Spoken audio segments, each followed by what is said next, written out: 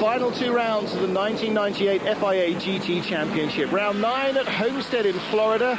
This IndyCar and NASCAR oval being used, but not as an oval by the GT Championship. The front stretch and back stretch only being used, and then what was supposed to be a tight Mickey Mouse infield circuit actually turned out not to be half bad. Conditions ideal for racing on the Sunday, if a little hot and sticky. And the onboard cooling systems in the Mercedes, a fan blowing dry ice around. You can see the smoke there billowing around in the car. But the early dry weather interrupted by a tropical downpour.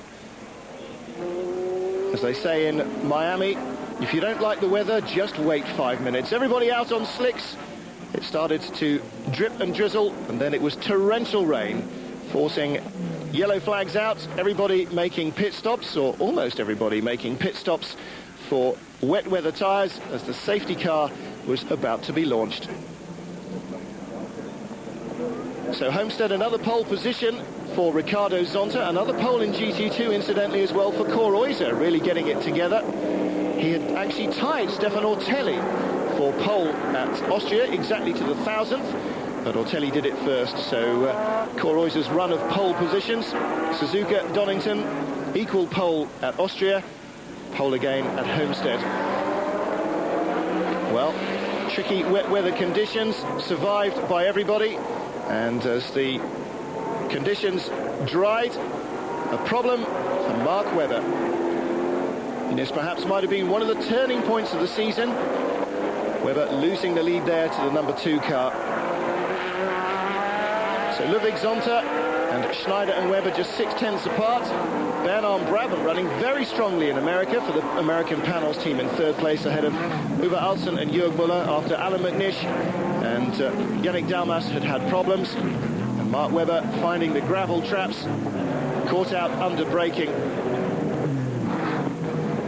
Well, this was a very disappointing moment indeed in the Australians' season. And Bernd Schneider with the AMG crew watching there from the pit lane. Webber towed out of the gravel and able to rejoin, but his chances of victory now seem slender as he was lapped. Problems also for the Panos, not a loose bonnet. In fact, Eric Bernard, in a momentary lapse of concentration, had slammed it into the tyre wall, and a fairly heavy frontal impact meant that a good result, a podium position for them, was now out of the question. So Klaus Ludwig bringing the number 2 Mercedes to the line in Homestead to win.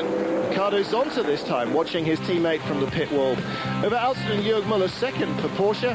Alan McNish and Yannick Dalmas beset by a misfire that dropped them out of a 2nd place podium position, but they managed to finish 3rd in the end, ahead of Schneider and Webber, and that meant the championship flip-flopped. Ludwig and Zonta would go to the last round 4 points ahead of Schneider and Webber. Both teams really needed to win the final race to win the championship. Well, the championship settled in GT2.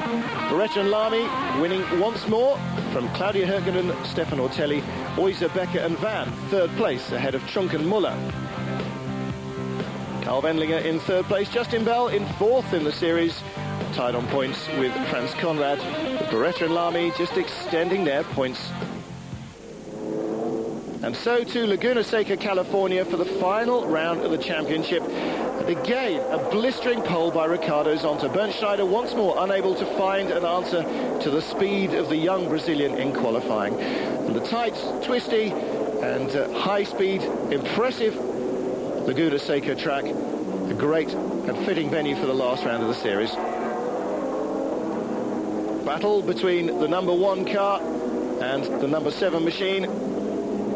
Alan McNish taking 2nd place from Bernd Schneider early on, before suddenly finding himself pitched out of the race as he lost his clutch without warning.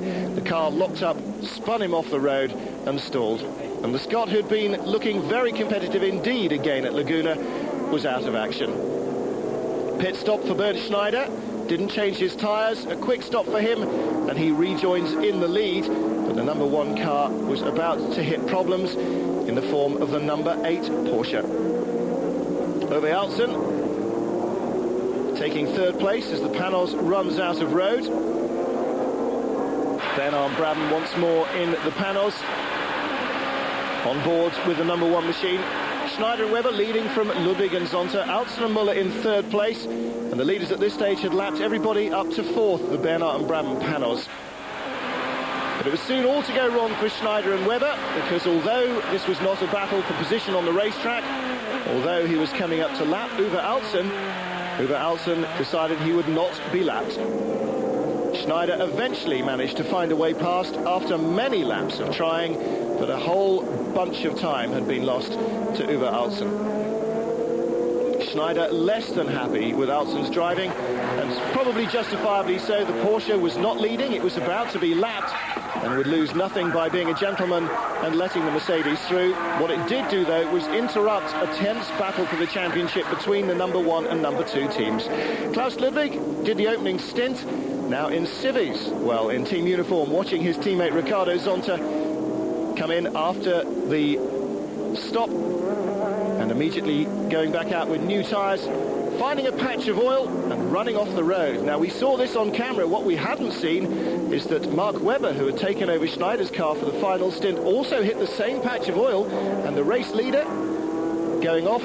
Webber had been in 2nd, came out in the lead, but by the time they had both hit the oil and had their pit stops, Webber for new tyres, Zonta not, the lead had changed. The number 2 car was leading, the number 1 car having to play catch-up. Well, Mark Webber really put in perhaps the driving stint of his Mercedes career, closing down a 16-second advantage to under 8 in about as many laps.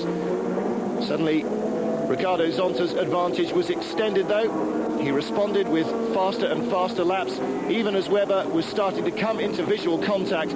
Webber was then caught up behind the number 8 car, driven this time by Jörg Müller, and Müller again refused to allow the number 1 car to lap him properly, Webber having to almost elbow his way past. And at that stage, the race for the championship, the race for victory, was effectively lost, because the gap went back out to around 16 seconds. And there was a poignant picture, the championship passing from the youngster, Bernd Schneider, to the old driver. Can that be right? Klaus Ludwig. Yes, indeed it was, because victory for Ricardo Zonta and Klaus Ludwig meant that Ludwig would finish his racing career with a championship win.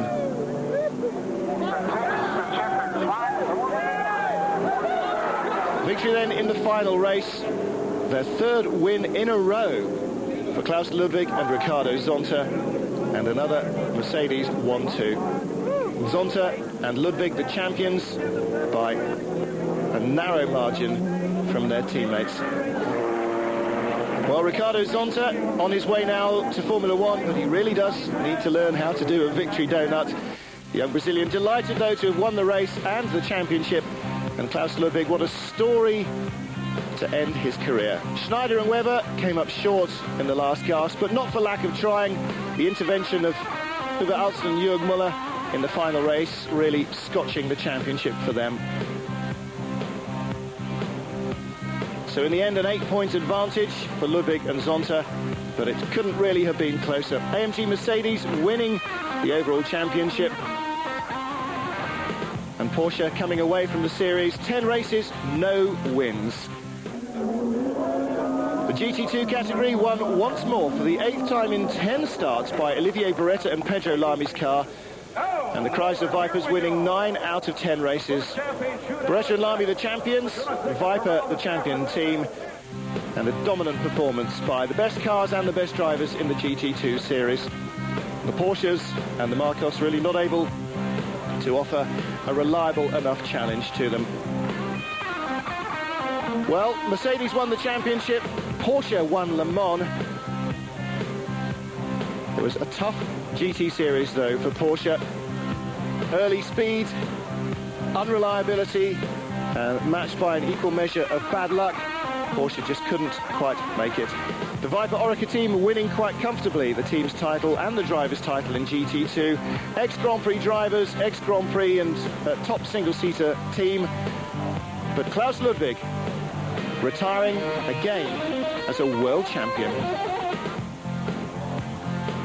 Well, that's it from me, Martin Haven. Until the next time, goodbye.